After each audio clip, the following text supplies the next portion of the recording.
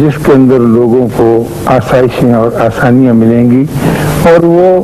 ज़हनी तौर पर और रूहानी तौर पर और नफ्सियाती तौर पर आसानियों के अंदर ज़िंदगी बसर करेंगे। क्योंकि हम इस दावे को लेकर चलने वाले थे कि ये एक ऐसा मुल्क होगा जो एक मिसाली देश की सूरत में होगा, और हम बहुत बड़ा दावा था लोगों को, दूसरे मुल्कों को ये बता सकेंगे कि देखो प्यारो, हुक्मरानी जहांबानी इस तरह से की जाती है, और जिस तरह से आप अपने अपने मुल्कों में करते हैं वो कोई ज़िंदगी बसर करने का या ज़िंदगी करने का ऐसा कमाल का फ़न नहीं है जिसका आप दावा करते हैं। ऐसा दौर था और ऐसा है था, और हम अपने अंदाज में कि हमारी सरिश्त में और हमारी सोच में और हमारी साइकी में और हमारे आर्कीटाइप्स के अता में एक अजीब बात थी कि हम, जैसा कि मैंने पहले अर्ज किया था एक मर्तबा, दिए में से देने के अमल पर और दिए में से देने के फन पर अमल पैरा थे।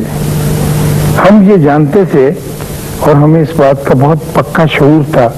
कि ज़राती मुल्क होने की वजह से या ज़राती इलाका होने की वजह से कि जब तक हाथ से और पल्ले से कुछ दिया नहीं जाएगा उस वक्त तक किसी किस्म की भी प्रोडक्शन नहीं हो सकेगी। किसान अपने घर के अंदर जाकर अपनी भोली खोलकर उसमें से अनाज निकाल कर या बोरी की तनामें काट के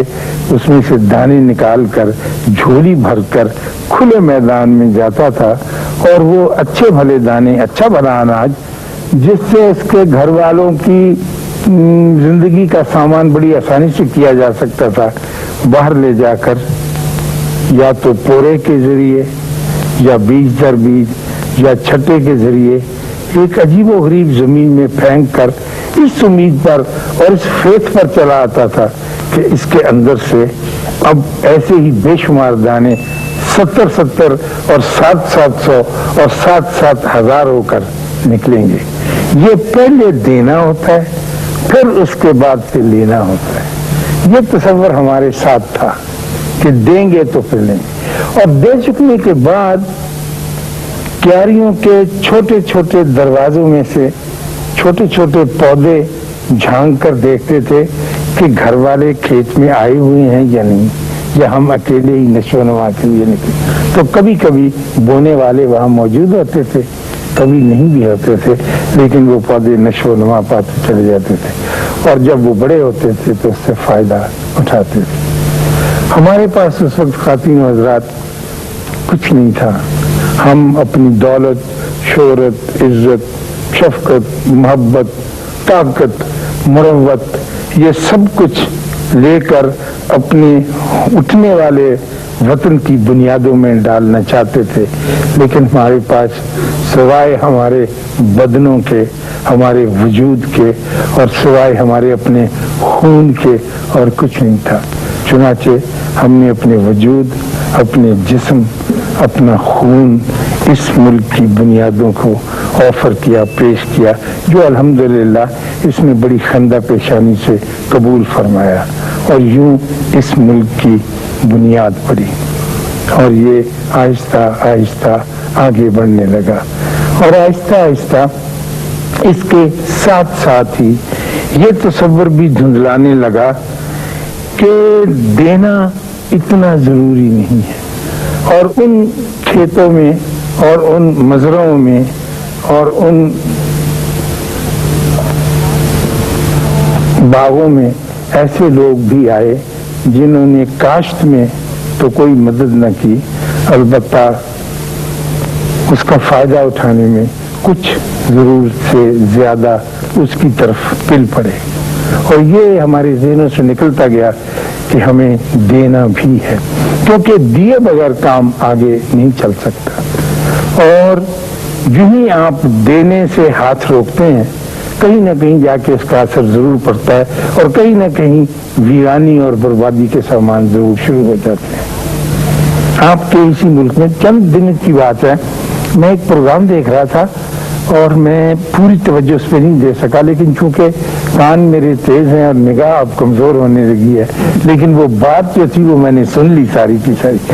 کوئی ڈاکٹر تھے، ڈاکٹر شاہ، اور وہ اس لیے تشریف لائے تھے کہ کمپیئر نے یہ سوچا تھا کہ یا حقیقت بھی تھی کہ شاہ اتنے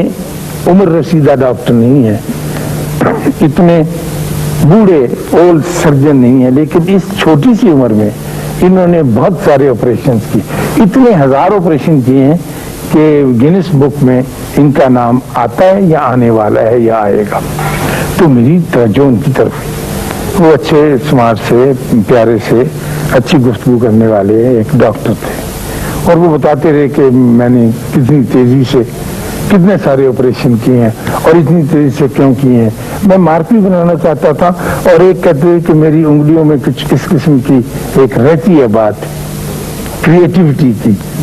تخلیق کی، کہ میں جلدی سے جلدی زیادہ سے زیادہ کام کرنے کا خواہشمند ہوں۔ تو وہاں اس نے پوچھا ایک کمپیئر نے کہ آپ یہ بتائیے کہ آپ کی زندگی کا کوئی بہت مشکل آپریشن تھا؟ تو انہوں نے کہا یوں تو بہت سارے آپریشن مشکل ہوتے ہیں، لیکن ایک آپریشن بہت مشکل تھا جس نے بہت زیادہ وقت لیا اور میری بہت زیادہ توجہ لی اور مجھے بہت سٹپٹایا، لیکن میں بڑی کوشش کے ساتھ اور تحمل کے ساتھ اس پہ لگا رہا۔ آپ سے یہ بات کرتے ہوئے ابھی مجھے خواجہ دل محمد کا ایک شعر یاد آیا ہے۔ خواجہ دل محمد ہمارے بہت کمال کے شاعر تھے اور کم معروف ہوئے۔ مجھے بہت افسوس ہے کہ لوگ اب ان کو نہیں جانتے، خاص طور پر ہماری نئی نسل ان سے واقف نہیں ہے، لیکن وہ بہت بڑے شاعر تھے۔ تو ایک جگہ پر وہ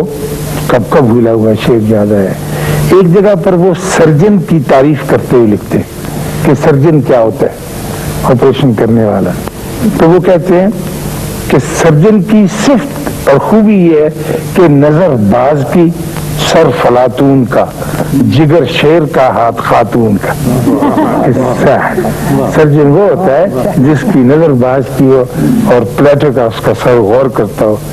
اور پھر نظر باز کی ہو اس کی اور ہاتھ خاتون کا۔ تو وہ ان سرجن کو دیکھ کے بھی کچھ ایسے ہی لگتا تھا کہ وہ اس انداز کے ڈاکٹر ہیں۔ تو وہ کہنے لگے کہ میں اپنی سرجری میں ہاسپٹل میں تھے کہ اچانک وہاں پر ایک اپاہج آدمی کو، جو ابھی اپاہج ہوا تھا، کوئی ایک آدھا گھنٹہ پیش تھا، ایک چارپائی پر ڈال کر لائے۔ وہ ایک نوجوان تھا جس کی دونوں ٹانگیں تیز دھار آلے سے کٹ گئی تھی اور ان کے ساتھیوں نے اس کی رانوں پر بڑی مضبوطی کے ساتھ اپنے رومال یا کوئی رسے کٹ باندھے تھے تاکہ جریان خون نہ ہو، ہیمریج نہ ہو اور یہ بچ جائے۔ اور جب میرے پاس پہنچا تو میں اب حیران تھا کہ میں اس کا کیا کروں۔ اس کے فوراً ہی بعد دو آدمی اور بھاگے آئے اور انہوں نے کہا کہ جی اس کی ٹانگیں مل گئی، جس تیز دھار آلے سے کٹی تھی اور جس مشین میں کام کرتے ہوئے اس کی دونوں ٹانگیں رانوں سے نیچے اور یا خدا جانے کا پوری روبسٹ صحت مند ٹانگیں، تو وہ دور جا کے کٹ کے گئی۔ تو وہ یہ واقعہ اور یہ سانحہ گزرا تھا پاکستان سٹیل ملز میں، اور ایک بڑا کوئی چکر تیز گھوم رہا تھا کٹاؤ دار، جس میں کام کرتے ہوئے وہ قریب آیا کسی سیکشن سے، کسی میگنیٹک فیلڈ میں آ جانے کی وجہ سے، بڑا ذہین اور بڑا قابل اور بہت سمجھدار وہ مزدور تھا اسکل لیول، لیکن اس کی لپیٹ میں آ گیا اور لپیٹ میں آتے دونوں ٹانگ کٹی اور بہت دور جا گئی۔ تو اس کے ساتھیوں نے تلاش کر لی تو وہ ڈاکٹر صاحب کے پاس لے کر آئے،